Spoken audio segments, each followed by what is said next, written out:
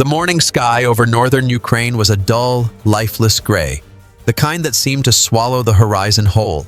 In the Sumy region, where vast wheat fields gave way to shattered forests, the wind carried a faint scent of smoke and soil. For weeks, both sides had bled for this land, inch by inch, tree by tree. But today, the battlefield was eerily quiet. Only the distant hum of drones and the occasional crackle of radio static disturbed the silence. The Ukrainian Azov Regiment had been waiting, watching, and planning. What was about to unfold would mark one of the most devastating and decisive operations in the entire war. Far beyond the ridgeline, Russian columns had advanced too far, stretching their supply lines thin and exposing their rear positions. Ukrainian reconnaissance teams detected the flaw instantly.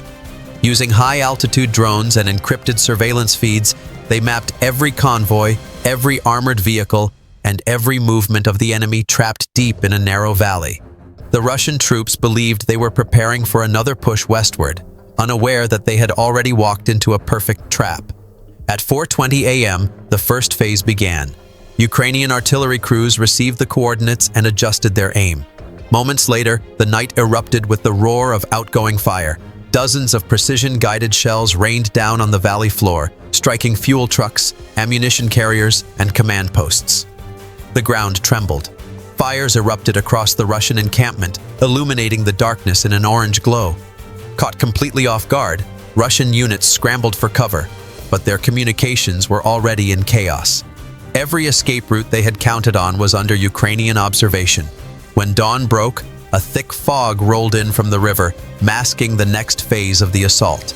Through the haze, shadows of Azov infantry units moved like ghosts between the trees, disciplined, silent, and deadly. They advanced in small squads, each equipped with drones for real-time targeting. Commanders watched from mobile control stations as their troops surrounded the valley, closing the net tighter with every minute. Radio intercepts later revealed the panic spreading among the encircled Russian ranks. Officers shouted conflicting orders while soldiers begged for air support that would never come. By mid-morning, the trap had snapped shut. Ukrainian artillery shifted fire to block every potential escape corridor. Anti-tank teams armed with American-made javelins and Swedish NLAWs took up positions along the ridges. From above, drone footage captured a harrowing scene. Russian vehicles burning, columns scattering, soldiers moving aimlessly through smoke and rubble. Each attempt to regroup met a wall of fire. The Azov Regiment was executing a masterclass in coordinated assault, combining speed, precision, and intelligence with lethal efficiency. Inside the valley, the situation deteriorated rapidly. Russian field medics were overwhelmed. Ammunition was running low, communication lines had been severed. Every attempt to call for reinforcements met silence. Overhead, Ukrainian drones hovered like vultures, marking targets for incoming artillery. What had begun as a confident advance now turned into a desperate struggle for survival. As the afternoon sun broke through the smoke, the scale of destruction became clear. The battlefield was littered with the wreckage of armored personnel carriers, broken weapons, and discarded gear. Ukrainian infantry pressed forward, clearing trenches and securing control points. Their movements were surgical. No wasted shots, no hesitation. Every squad moved in perfect synchronization, guided by constant drone updates from above. By 3 p.m., the battle had become one-sided. Encircled and exhausted, the remaining Russian troops attempted one final breakout toward the eastern tree line. Ukrainian anti-tank squads were ready. In minutes, a line of vehicles trying to force their way through was reduced to burning husks. Snipers eliminated any advancing soldiers, and mortars sealed off the escape. The sound of machine gun fire echoed across the valley, sharp, mechanical, and unrelenting. Then, as suddenly as it had begun, it was over. When the last echoes faded, the valley fell silent once again. Smoke drifted lazily through the air, mingling with the faint scent of diesel and ash. Ukrainian forces swept through the area, securing prisoners, collecting intelligence, and marking destroyed equipment. The operation was a total success. Estimates suggested that hundreds of Russian soldiers had been killed or captured in the encirclement, one of the largest single losses in the Sumy sector since the war began.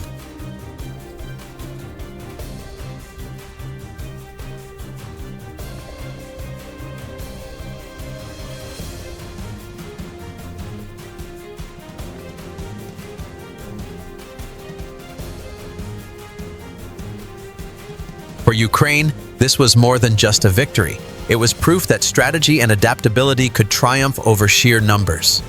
The Azov Regiment, often placed at the heart of Ukraine's most dangerous missions, had once again demonstrated their unmatched tactical brilliance. Their coordination of drone warfare, artillery precision, and infantry maneuvering was unlike anything the Russian forces had faced before. Every strike, every movement, and every decision was calculated with almost surgical accuracy, and in the chaos of the battlefield, that precision became the difference between survival and annihilation. Western military analysts would later describe the operation as a textbook example of modern asymmetric warfare, where technology, intelligence, and speed overwhelmed the brute force of a larger invading army. It wasn't just a victory on the ground. It was a lesson written in smoke and fire across the fields of Sumy, a lesson that the world was watching closely. Yet for the soldiers who fought there, the victory came with little celebration.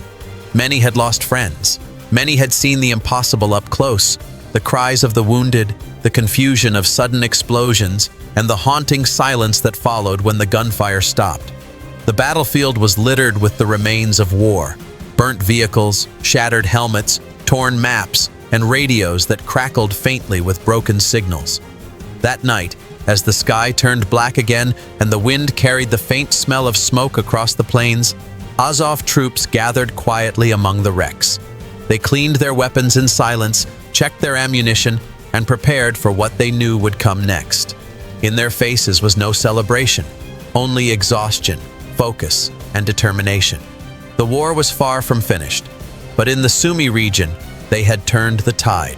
The news spreads. By dawn, news of the operation had already spread across Ukraine and beyond. Social media feeds filled with drone footage, radio intercepts, and fragments of frontline reports. Across international outlets, headlines echoed the same message: Russian troops crushed in northern counteroffensive. Analysts on Western networks called the operation one of the most decisive defensive victories in recent months. The morale among Ukrainian units surged. Soldiers along other front lines spoke of the Sumy battle as a turning point, proof that the Russian advance could be stopped, even reversed. Meanwhile, deep within Russian command circles, confusion spread. Reports conflicted. Orders were delayed. The sense of invincibility that once defined the Russian offensive began to crumble from within. But perhaps the most profound impact of the operation was psychological. For months, the Russian army had relied on numbers, endless columns of men and machines, overwhelming artillery, and sheer firepower. But now, that illusion was shattered. A smaller, faster, and more intelligent Ukrainian force had outmaneuvered them completely. The message to Moscow was clear. The old way of war no longer worked. Brute strength meant nothing against speed, precision, and the will of a nation defending its home. The aftermath. In the days that followed, satellite images confirmed what the soldiers already knew. Sumy had been transformed. The once green fields were now streaked with black, marked by the charred remains of vehicles and equipment. Smoke still rose in thin lines from the horizon, drifting lazily into the gray morning sky. Long convoys of surviving Russian units could be seen retreating eastward, back toward the border, leaving behind a trail of destruction and silence. Ukrainian engineers moved in, clearing mines and marking unexploded shells. Medics searched through the debris for anyone still alive. Sumy had become more than just another battle.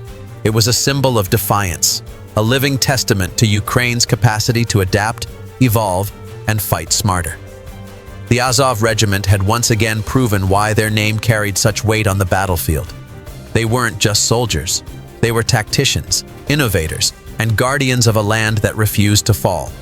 Every element of the operation, from drone reconnaissance to the timing of artillery barrages, was synchronized with near-perfect discipline. Western observers compared the maneuver to NATO-level coordination, a feat remarkable given the limited resources and constant pressure under which Ukraine operated. And yet, behind every victory lay sacrifice. The soldiers who stood in the mud, who fought through exhaustion and fear, understood this better than anyone. Many of them had seen too much, too many faces lost, too many names whispered in the static of radio calls that would never receive a reply.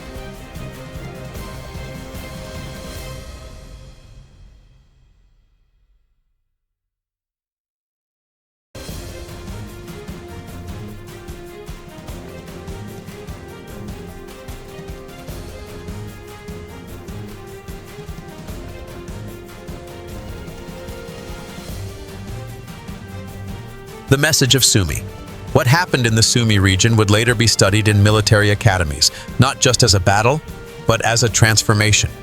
It showed that modern warfare is no longer about how many tanks or missiles you possess, but how well you can use intelligence, adaptability, and unity under pressure.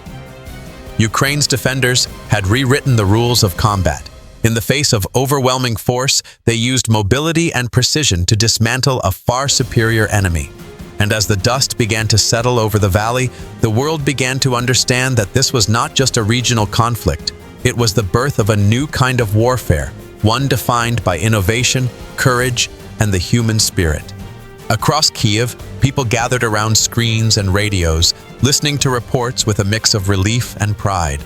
Mothers whispered silent prayers. Volunteers brought supplies to soldiers returning from the front. For a moment, a brief, fragile moment, there was hope. Hope that the war, as brutal and endless as it seemed, could still be won. Epilogue.